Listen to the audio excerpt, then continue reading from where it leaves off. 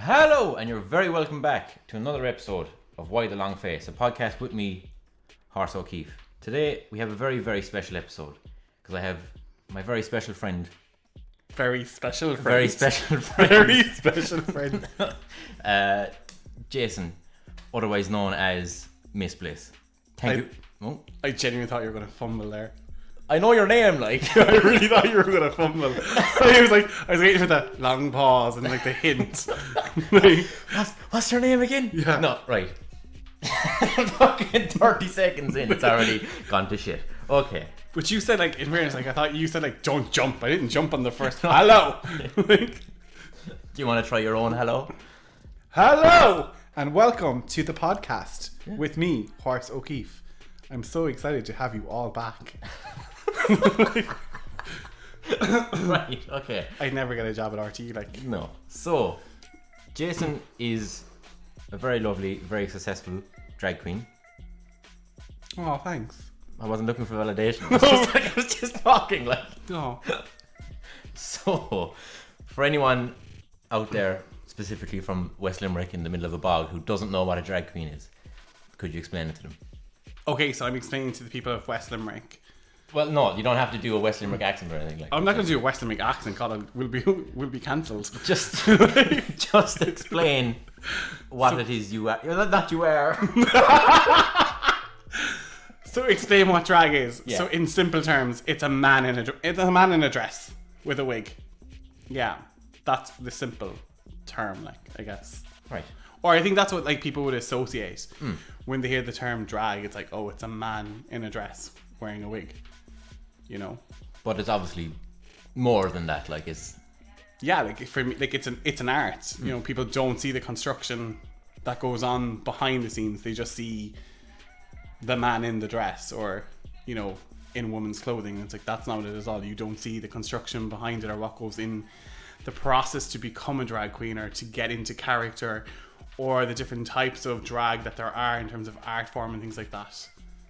So, how did you specifically get into being a drag queen? I kind of fell accidentally into it. I was, I think, in Riddler's one of the nights, and one of the drag queens that I would go to watch, Heidi Hot Lips, she was competing for Alternative Miss Limerick, and she won it. So back in the day, there was a pageant, believe it or not. It was the Rosa Tralee for drag queens, in simple terms. It was called Alternative Miss Ireland, and Heidi was competing, and she qualified in the Limerick round. So it meant that she was going to Dublin, she was going to perform. Panty Bliss was the host, one of the judges, and she was putting together a performance. I can't really remember how I got involved, but I ended up being one of the backing dancers, and I ended up having to choreograph the number, which at the time was a parody of Lady Gaga's Bad Romance, titled Shit My Pants. Like, and it just involved Heidi like with this big massive like toilet bowl around her, and us just throwing toilet paper, confetti basically, at her. I remember we started being all like dressed in robes like we were altar boys, and ripped the robes off to have like these like dominatrix kind of really not a lot to wear outfits, but it's on YouTube. Like you can actually check it. It's still on YouTube. I always say like I'm YouTube famous. We didn't win, but I remember there was there was like a welcome back kind of party that was being held and stuff like that, and I think Heidi was starting her own drag night at the time. I think it was called, forgive me for the names, I think it was called Frocked. I could be wrong. And I remember being like, oh, like wouldn't it be great like if I did it? And she was like, let's do it. I'll do your makeup.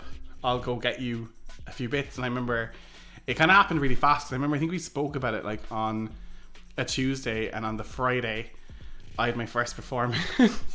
And I wasn't actually like, even like the stage name I had at the time wasn't Miss Bliss, it was Penelope Cruiser.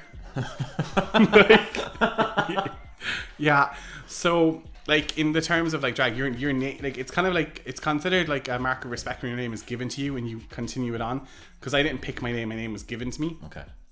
So I'm kind of glad that it's Miss Bliss and not Penelope Cruiser. But yeah, this is my first performance. I remember it was Tim Miley Cyrus's "See You Again." So now whenever I hear that song, I have major PTSD. Like,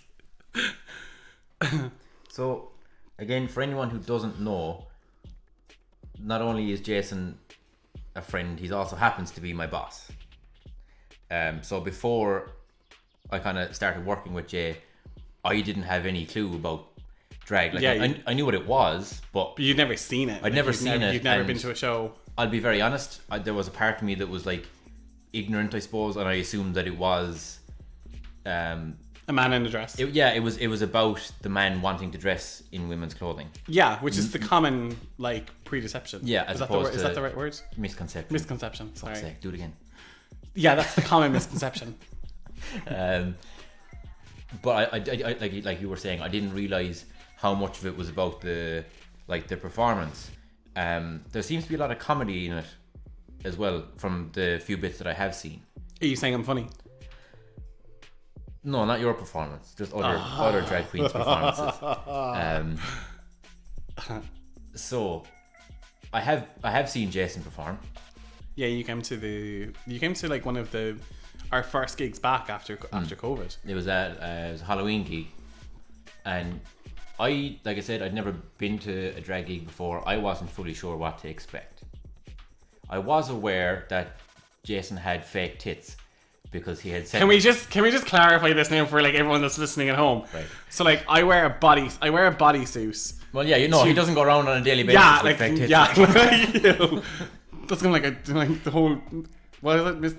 Misconception of the whole wanting to be a woman. You be like, Jason has fake tits. Yeah, but he doesn't wear them. He doesn't like chill at home with like No, playing with his tits like. No, they're stored in a suitcase, and I take them out every now and again to wash them, and send you an old Snapchat being like, just washing my tits on a Friday night. Yeah, so I was at home. I got a Snapchat. I opened it just casually, and it was like, oh, that's tits. And like my housemate was beside me, being like, what the fuck was that like? But yeah, so like I wear a bodysuit, and the reason why I wear the chest piece now is because it just for ages when I was doing gigs, it was like nearly every weekend I was having to like shave and apply makeup, and it was an absolute nightmare. But I also think now like it adds to the illusion. I think it gives like, because if you're looking at me and you're not really up close, it's kind of like, oh, hello. They are very convincing. Yeah, like, they're in very fairness. convincing. Yeah. Because when you walked past me that night, at first I genuinely did not recognize you. Yeah, Like, I remember that. I'd seen pictures of you like done up for drag, but seeing it in the flesh or whatever was Yeah. a lot more different. And of course, me. Do you want to tell the people like what? I'm going to tell them some of the story. Yeah. Okay. So me being me, I was like, okay, can I have a go off your tits, like? And I did, and I had an old squeeze, and I like pinched the nipple, and You bit the nipple. Oh, I bit the nipple. You Sorry. bit. There's a picture of you biting the nipple. Right, okay, there we go. And that's how the story ends. Isn't that right, Jay? No, that's not how the story ends. What else did you do? So I also started feeling the arse because You assumed that. I assumed that You assumed that like, because in drag it's called padding. So like most drag queens will pad. They'll kind of like make their own bum and their own like hips and stuff like that. But you assumed that I had padded, and you had a great feel. I mean, like you proper went for it, and like you were just like, oh my god. You're like, I can't remember what you said. I was like, Jesus, this arse feels great. Yeah, and I was like, yeah, I remember turning to you like, yeah, that's my arse. That's just my arse. Like there's no padding.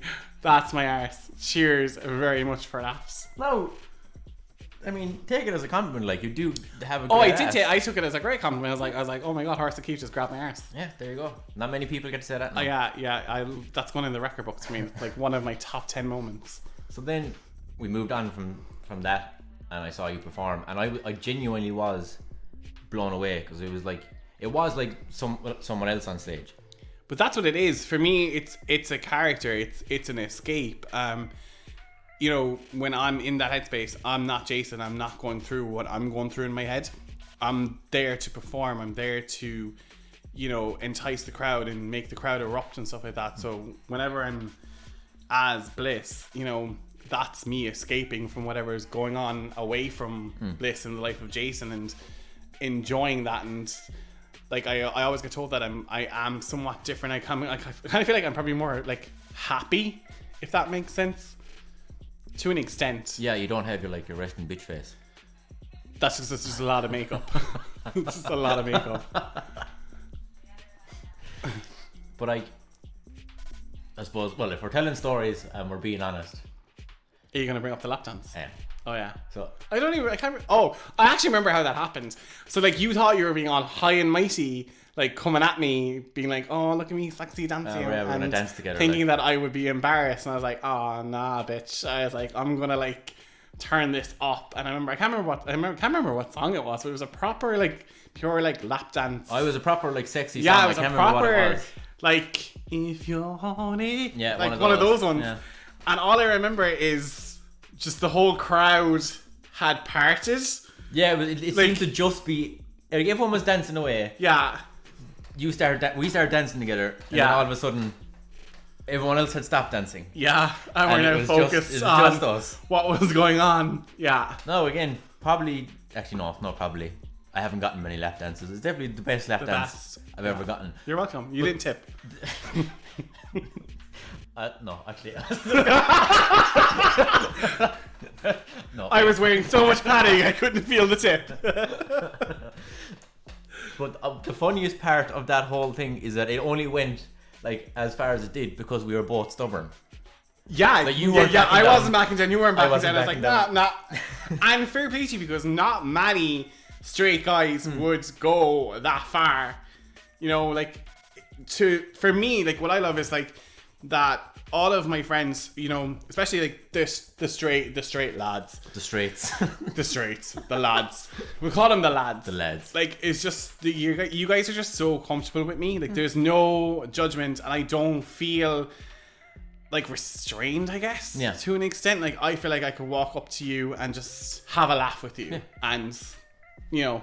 We'll go into work Monday and be like, well, how was your weekend? And you're like, yeah, grand. And I'm like, you felt me up for a night. Do you remember that? So my housemate was out with us, and there was this other like group of girls, and Oh, yes. I remember you I telling saw me this. them talking. So my housemate was like chatting with these girls, and they were like, "Oh my god, like watch this lap dance going on," and he was like, "Yeah, that's his boss," and they were like, "What?" And then they said they were going to come in to where we work on the Monday morning. No, they didn't, thankfully. They But didn't. yeah, no, they were astounded that a boss and an employee would have such a close relationship. Yeah, but we weren't in work, so it doesn't count. Yeah, no, like again, just to clarify, we don't do that in like the staff room or anything. On camera. On, Or with people watching us. this is literally recording. No. Damn it, HR. Don't Right. report me on sound.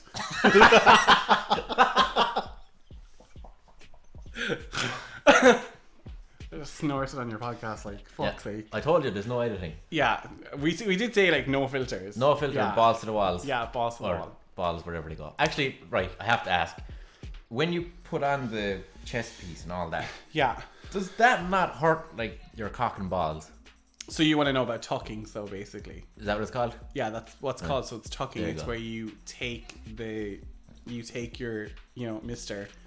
You can say cock, like. Can I say cock? Oh my god. Call it whatever you want. Cock. Whatever. So you take your cock. Yeah, well, and obviously it's different when you're a culture like Yeah. cock, like. Take your cock. Yeah, so you take your cock and it literally goes between your legs, and you kind of with the balls Backwards, like. backwards. Yeah, and you have your, do you know like the transfer tape that we use in work? Yeah. So you never look at transfer tape the same way again. So you like tape it to give you. But you see, I don't do that. Like I do to an extent. So like I'll tuck and I'll make myself comfortable, but I have these like special pants that I put on that kind of give me like the flat surface. So like I'm not like ripping layers of like sellotape off my arse cheeks when I get home like after a gig. But yeah, but like I don't wear, like if you've seen my outfits, like I don't wear anything too revealing. But there are queens that wear like literally nothing. Yeah. And that tuck, and they do it like really well. Then you have like queens that will tuck and will decide to do like a split jump, which is where they jump into the air and like land in the splits. And granted, like they'll land and look well, and all you'll just see is the one ball just pop. and just land on the stage, and you're just like, Oops. and it literally looks so alien because it's just everything. just one ball. Yeah, it's just one ball, and everything else is just compressed. So it's just like lying there, just looking at you. like one of those fucking hairless cats. Pretty much.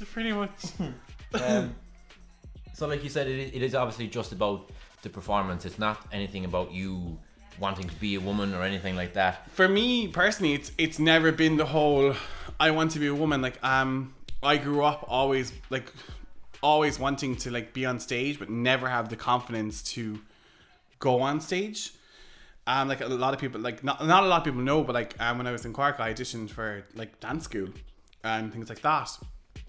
But I would have never had the confidence to go on stage. I remember like even at like, do you know when you have like family weddings and they have like a band and they're like, oh, sing us a song. I was just like, I'd never get up and sing. Like I just always be so like, but I'd sing in my room. Like I'd lock the door and I'd put on like the Michael Jackson album or like Anastasia, and I'd have a full blown concert in my room. Like, you know. So for me, it's basically just about being on stage and getting to, I guess, like show off a side of me that I wouldn't show off as Jason. And it's like I said at the start, like it is an escape for me. It's this character has allowed me to do things that I wouldn't do as Jason, or go places that I wouldn't go as Jason. So yeah, you feel like you wouldn't necessarily go on stage as Jason and sing and dance, but as Miss Bliss you would. Oh, 100%. Yeah. 100%. Like I wouldn't get up and talk in front of people. Like I don't even like doing staff meetings. If there's more than 3 people, I'm like, oh god, there's more than 3 people and I have to talk. No. But like, put a wig on me, put the makeup on, and yeah, no bothers. I'll walk down Cruiser Street for you shouting. Like, please do. Imagine. I want a video of that.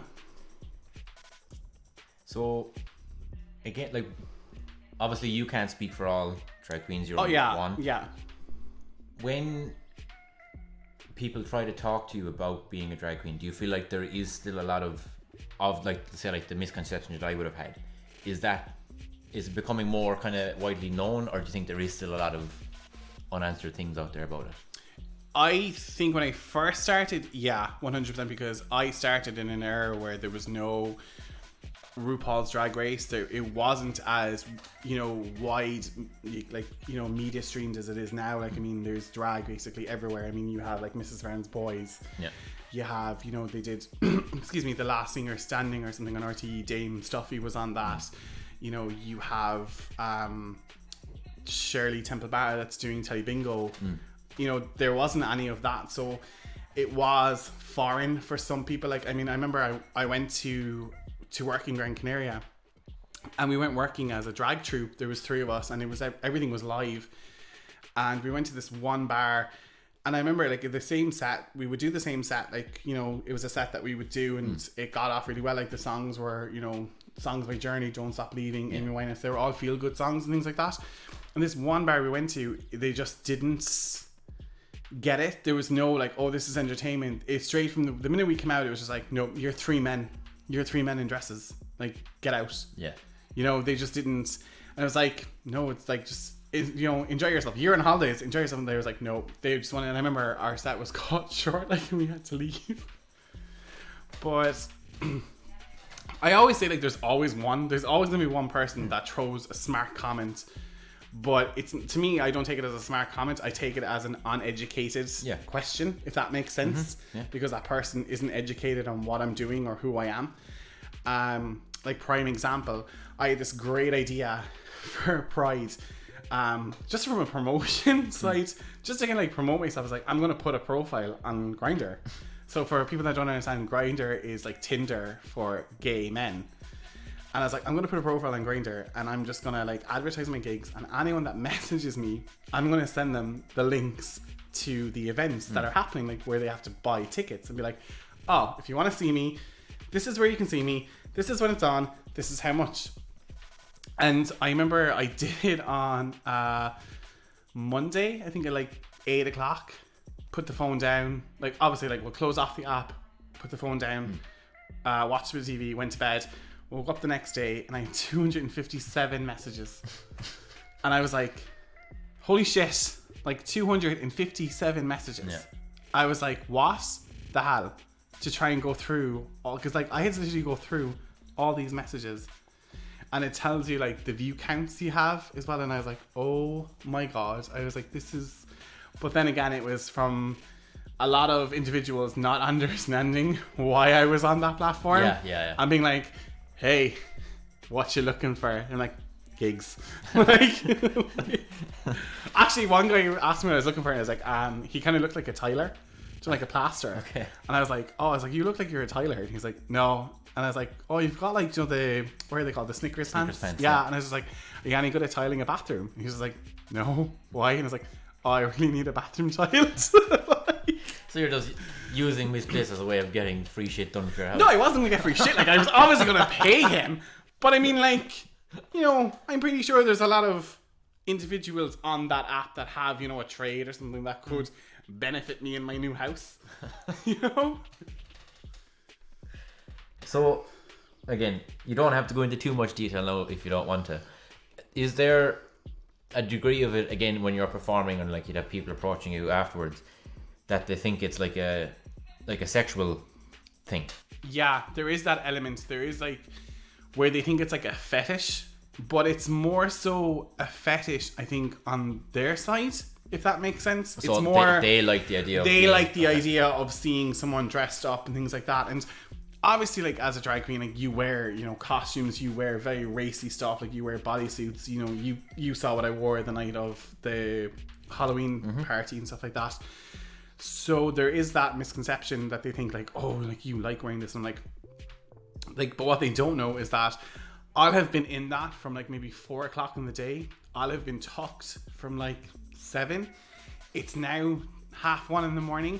I haven't eaten since 4 o'clock that day. I haven't had a drink of water because I can't untuck myself to go to the bathroom.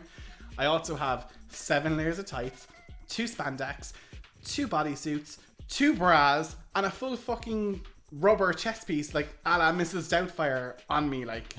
So there is nothing sexual about taking me home with all this gear on me. Even if they do get you home, the foreplay is going to take fucking forever. Oh, I mean, like, they'd never... I mean, you like, the last time, if you see me try and get out of this shit, like, it's comical. It's like, obviously the chest piece is the worst thing that I've ever bought, because you can't put it on by yourself and you can't take it off by yourself because it's rubber, and obviously you sweat, like, but when you're taking it off, it like gets stuck. So like, I can't sit in a car with the chest piece on because it actually chokes me out. And the last gig that I did, when I wore it, I remember like Fee had to drive me home, sit in her car and be like, hurry up. She was like, I was like, and then she took the long way. Like, she went into town. I was like, what are you going to town to get to my house for? I was like, oh, just bring you home. I was like, no, you could have like, you know, gone this way. And I'm in the car, like, I need to get out. I can't breathe. And I'm literally pulling the neck of the of it out.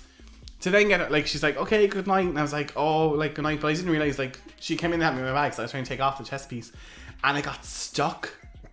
Like, it proper got stuck to the point that, like, I couldn't get off my head. And this is like 2:45 in the morning, and like, you know where my house is compared to where my parents' house next door is. I was like, oh my God. I was like, what am I gonna do? And in my head I was like, I'm gonna die, and they're gonna find me with like tits and my hands like this. I was like, I'm actually gonna die. But luckily she came back. But it happened the last day as well. I did the Pride photo shoot, and I had Kaylee with me, and I was taking it off and it got stuck.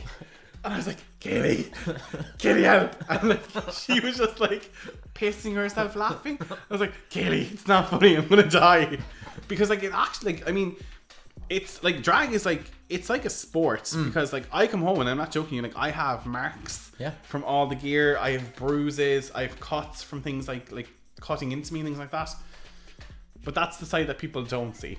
Yeah, they just see it as, oh, this lad is getting up on stage dressed as a woman. Yeah, they see like the 3-4 minutes that you're on stage, or however long your set is. Yeah, not the hours of prep before, not the weeks before even. Exactly, like, not the 4 hours it's taking you to do your makeup, get into the stuff, and then get to the venue, have to wait to go on, do your 3 minutes, and then come off and have to wait.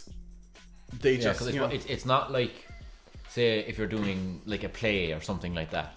Like, you show up to the venue, you put on your costume basically just before you go on. Exactly. Whereas you have to put it on like hours beforehand and do the makeup. Oh, like and all yeah, that. there's a whole like, so like you have to obviously shower, you have to shave, you know, you have to prep your skin for the makeup, and you know, I always say like hats off to anyone that does it more than 3 nights a week, because I did it in Gran Canaria, and I'm not joking you. Like I was like, how does anyone do this? Like my friend Gary, Chichi Monroe, it was like a full-time job for him and his husband Carl, Patsy, and I was like, fair play to you. I was like, I could not do this. Yeah. And bear in mind, they're doing this in like 30, 40 degree heat, like, yeah. And I'm just like, lads, what are you doing? I remember we did a gig and there was a pool. And I think it was like the first gig we did. And like, I always take time to get ready because I'm a perfectionist. And I was like, no, I need to make sure like I'm blended. And they were like, we're on in 5. And I'm like, yeah. Like still trying to like glue my eyelashes on. Meanwhile, looking outside at this gorgeous pool that's outside, and I'm not joking. Like I'm inside, and whatever layer of foundation I put on, it's coming back off. Like literally, it's dripping off my face. And I remember like the song started, and they had to run up, and I'm literally just sitting there being like, I still haven't got my eyelashes on, and like they did the opening number like without me, to the point that I think I came out afterwards. And they were like, oh, here she is, fresh off the plane from Shannon. And I'm just like, sorry guys, sorry, I'm here now. Yeah. So like, when I saw you perform that night, and obviously the other drag queens as well, it's extremely enjoyable because you can tell that you're having a great time, like. And it dawned on me, or I was like, there was a bit of me that was like, Jesus, I'd love to try that now, I'd love to do that. Do you get stuff like that often, where like someone would say, oh, I'd love to try drag, and if they do say that, is it something that you like to hear? Does it annoy you? Because it's like, do you feel like me just watching it once and then saying, oh, I'd like to do that? Do you feel like that's undermining the whole thing? Or not at all. I mean, I take it as a huge compliment. Like if someone has come and they've seen me perform, I'm like, hold on a second, I see you do it. Maybe I could do it. 100%. Like I've had someone literally recently just come up to me and be like, I'm really thinking about doing drag. I know nothing, and I'm like, okay. I'm like, let me help you. He's like, oh, I have a drag mother, and I'm like, ugh. Maybe don't call me your drag mother yet. You know, you will play around. Maybe like drag sister. I'm okay with the drag sister. Yeah, you're a bit old to be a mother yet, like. Sorry, what was that? Bit young even. Yeah, sorry, a bit young. Oops. Yeah, a bit young to be. You're not old. He's not old. Yeah, I'm not. Shit. I'm really not. Mommy was staying with passport. But yeah. And so I'm in the process of just helping him. So we literally we have a name picked, and it's actually hilarious. Basically what I was saying to him was like, okay, we need to build your character. So I need to get a sense of you and what you like and what you don't like, just to build on this character. And I'm telling you, I'm so excited for her to debut at Pride. Yeah. Like, I mean, it's just a case of finalizing the look now to make sure that the look goes with the character, if that makes sense. But we were talking about it last night, and even just before we came on the podcast, I was like, make sure now you got like, you know, your bodysuit and bits and pieces, and we'll put it together on Monday, and yeah, you will be born. Are you saying you want to try drag? I wouldn't say no to it. I think you'd be really good. Wouldn't. I think you'd be really funny in drag.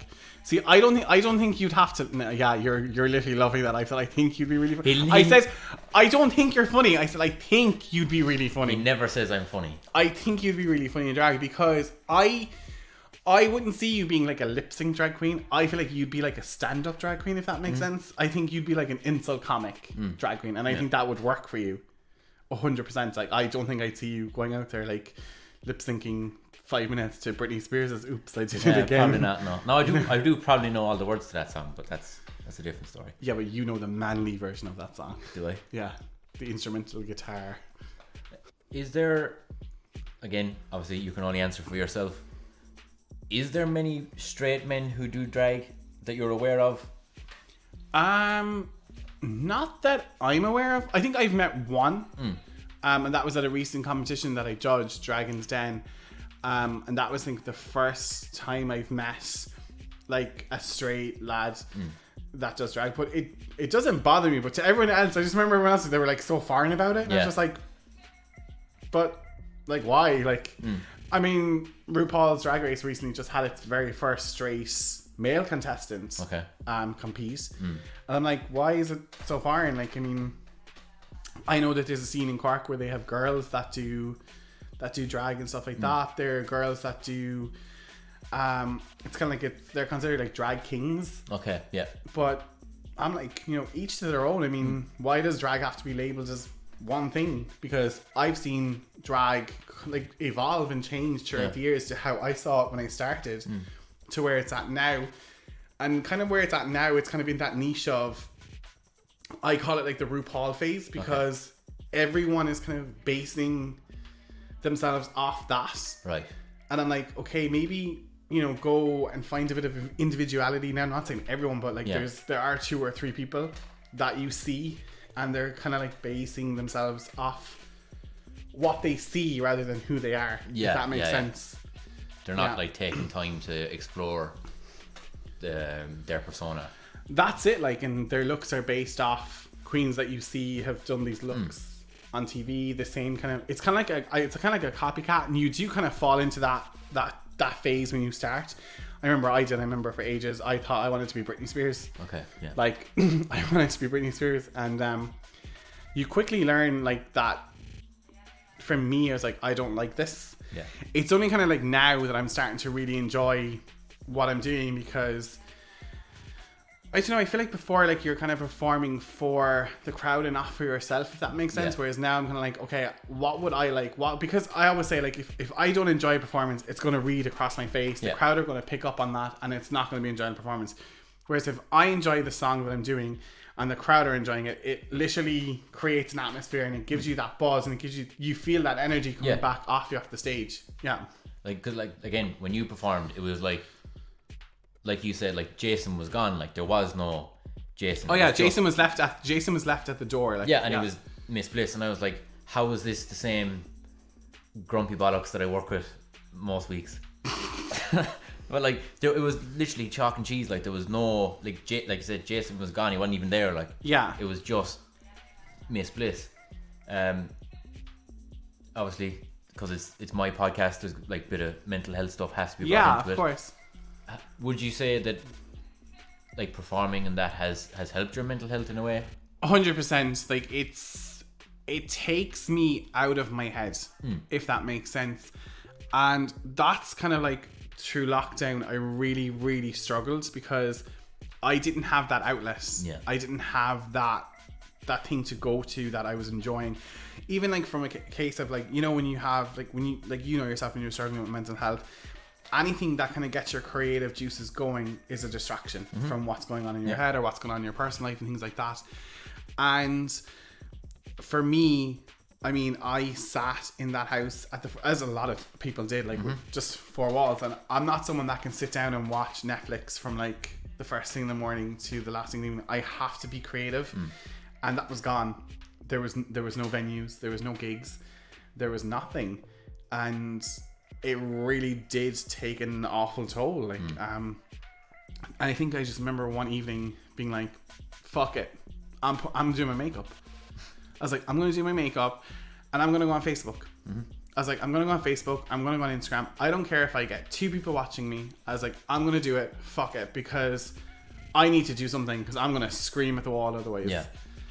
And did it. And I think like I wasn't like, you know, Instagram famous where I had like, you know, all these views. But I had a close, intimate group of like my friends and a few family members come on and watch. And I remember, I think it was a Saturday night, and it was just a huge distraction. And even for them to like message me privately and be like, "Oh my God, that was so good. We sat down and we had a beer or we had a glass of wine." Yeah, just and to change it up. Like, we literally just sat with you as you were chatting and as you were talking, and you did a song, and we just got so involved and things like that. So then it started becoming like, "Oh, are you doing it next week?"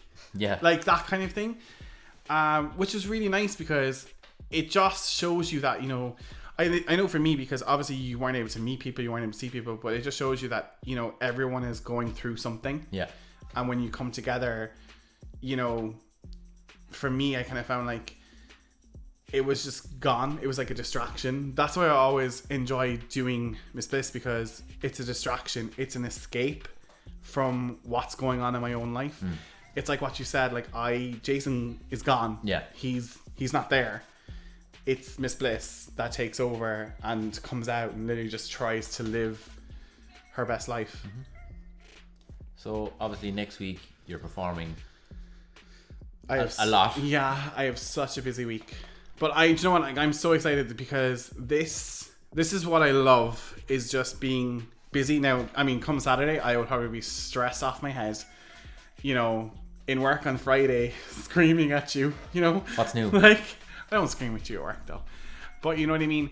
But I honestly can't wait for it. I mean, it's been 2 years since we've had a Pride event, and I mean, I was talking to one of my friends last night, Mark, and we were talking about. He's like, "Are you excited?" And I was like, "Do you know what?" I said, "I'm so excited for my performance because I just can't wait." I said, to feel the energy off the crowd and just to feel the buzz off them. I said, because I'm going to be on cloud 9. I said, and I'm also excited for the other girls as well that are performing, because, you know, I know how hard these girls work and I know how hard they want it, and especially for the Limerick Queens, because, you know, we're not lucky that we don't have a venue every week that we can go and perform at. You know, it's not like Dublin or Cork. We don't have a venue where there are drag shows every week.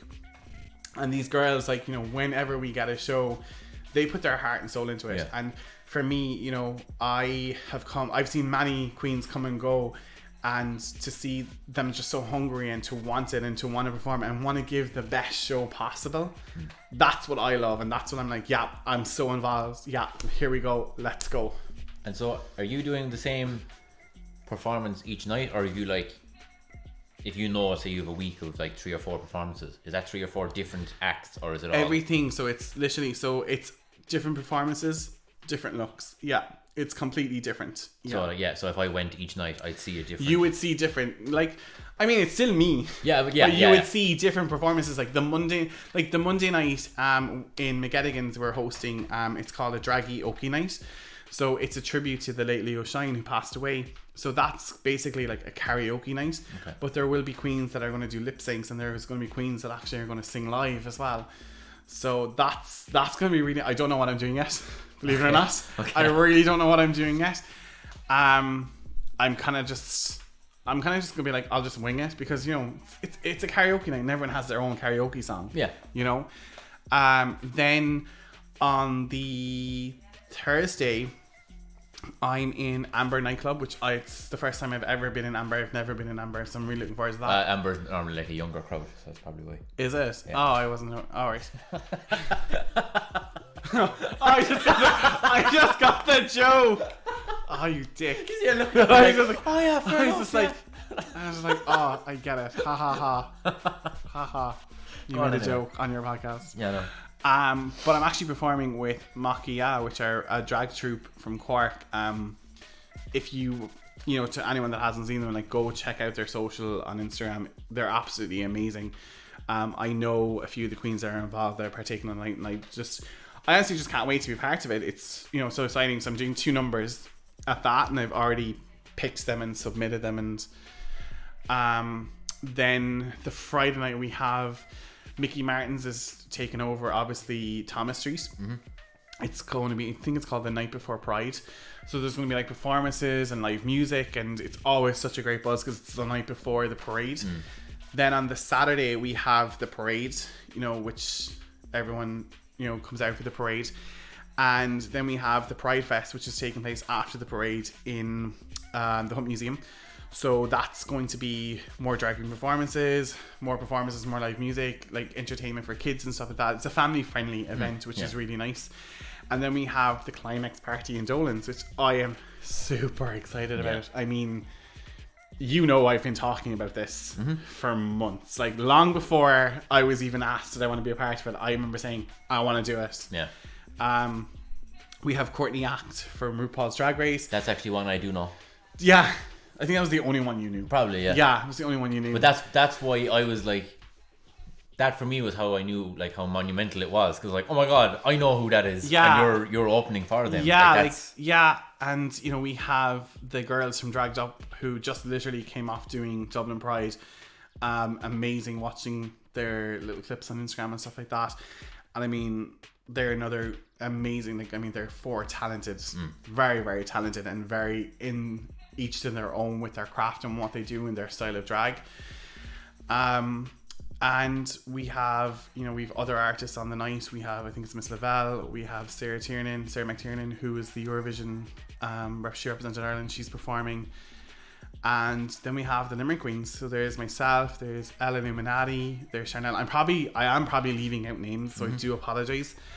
And we have Courtney Act. And I mean, we're literally taking over the whole of Dolan's. So, like, you know, the upstairs, the downstairs, the Casbah, it's literally taken over. So it's going to be 3 floors of entertainment no matter where you go, and it's going to be something different for everyone then as well. So I cannot wait for this, like, cannot wait. So if anyone wants to kind of get tickets for any of these events or follow you or anything, where do they go or what do they do? So, I mean, you can follow me on Instagram. I mean, you can, it's at Miss Bliss, but I have to check how I spell it. Yeah, I mean, I'm sure you can plug it. I might, yeah, you know, get me some followers. Yeah. But all the gig information is available at limerickpride.com. All across Limerick Pride's social pages and across my social pages, I'm literally tagging and putting things on my story every day. So and obviously for any of the male listeners that are following me on Grindr, I was gonna say you can also find them on Grindr. You can find me on Grindr. Yeah, I'm gonna have to like disable that account, like just maybe the night the next day after Pride. We'll leave it a few days. You never know who might pop up. Like, yeah, someone that's like hanging about after Pride, you know. Someone who hasn't gone to bed yet, and they're like, or their wife is still in the queue at Alton.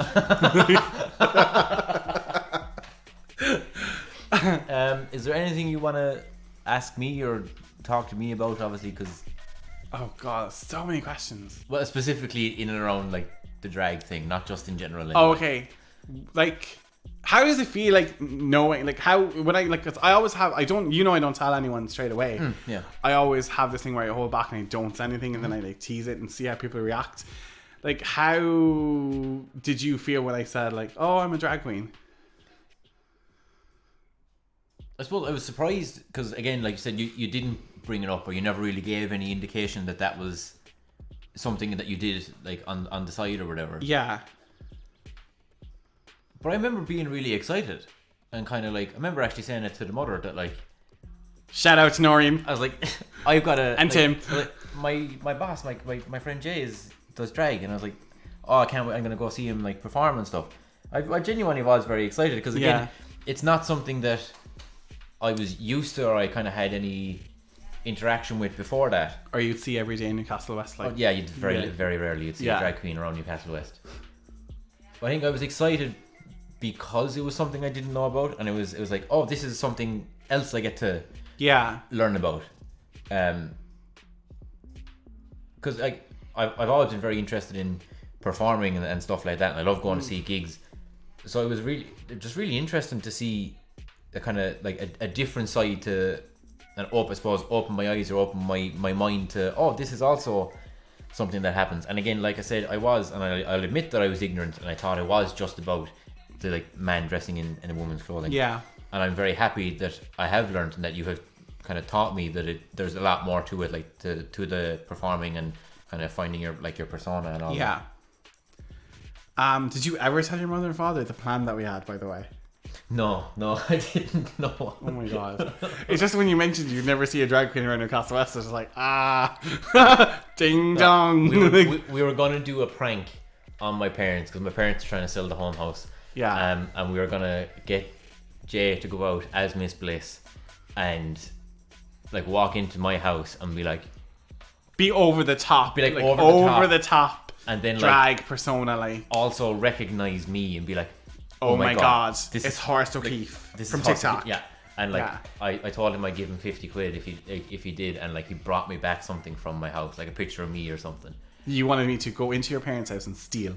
Yeah, pretty much. Yeah, pretty much. Yeah. But we never did it because I don't think my mother nor the realtor would have been able to, or anyone in Kilcolman for that matter, would be able to handle. I just think pulling up like. I still think it would have been hilarious. It would have been fucking hilarious, but you would have got some fairly odd stares from the old farmers in the field next door. Like, sure, they wouldn't have known. They would have just seen the tits. Like, I would have dressed really smart. Like, I would have worn a suit. Yeah, you and I could've- would have pulled up in a big fuck off BMW car like that. Yeah. Like I would have got off someone for the day. I would look like the proper biz, like. Yeah, but you could have got the horn. Got The horn? You could have got the horn? What? someone beeping the horn. Don't get the horn if it's talked to. Look at fucking see him learning everything now. No, Jesus. No. It's impossible to like have any form of, you know, when it's tucked. Any form of what? Like, you know, you're not going to get a horn, basically. You know? I was gonna say, just say erection, like Yeah. it doesn't matter. We've said words. No, like you're not. It's nothing like that. Like I mean, Jesus Christ! Imagine going home with something and explaining to them like, yeah, take off the tights. Yeah, take off the other pair. It's grand. Only 5 more pairs to go. Like I'd give up. I'd tear into them. Like Well, I feel like it would be a case of at the start they'd be into it and they'd be like, oh yeah, do you know, like get undressed. Yeah, And and you then- take off like the first layer and they're like, oh no, take off the other one. And then it's like 20 minutes later and they're like, well look, come on to fuck. I always have that image of like they're pulling on your hair and then it comes off. just comes off in their hand and they're just like, huh? And you're like, oh sorry. You're like, yeah, hair comes off, tits come off. Yeah. There's nothing left. Or like, do you know when you were a child and you were like getting dressed for bed and you'd have to get the mother to like, you know, take off your top and you put your hands up. I feel like that'd be me with the tits. I'd be but yeah. I feel like there's going to be 2 main takeaways from this. I feel like one, hopefully people will go on and follow you and maybe have opened their minds to what drag is. But I think people are probably going to latch on to the fact that I said I might do drag at some point. I think we should do a thing that if like we'll do a so if I get followers on Instagram, I'll do a poll, right? And if I get 100 likes on the poll, okay, you have to do drag. Now you don't have to do like full body, like, but we'll do. I feel like we should do a video for like TikTok or something like that where we literally transform you. I'd Like, do that, yeah. where you do like the makeup. I probably the wouldn't want hair. the tits though. You can wear the tits. Nice. Yeah. Can I but bring you, them home with me? No. Can I cuddle the tits? No. Okay. No. But you're gonna have to shave Shave what? everything. What? Yeah, you're pretty hairy. I know. Yeah, so like that all has to go. Yeah. Okay, so if he gets 100 likes, Jason will wax me. And And I'll pop it on OnlyFans. Yeah. right, on that note, Jason, Miss Bliss, thank you very much. Thanks for having me. And the best luck with everything next week. Oh, thanks very much. You're the best. Right, we'll remember that in work tomorrow when I No, fuck no, up. no, no. When I do something wrong. You're not in tomorrow, you're off. Okay, the next day then. I'm off. Oh, it's great, I can get away with it. So. We'll put Steven in charge.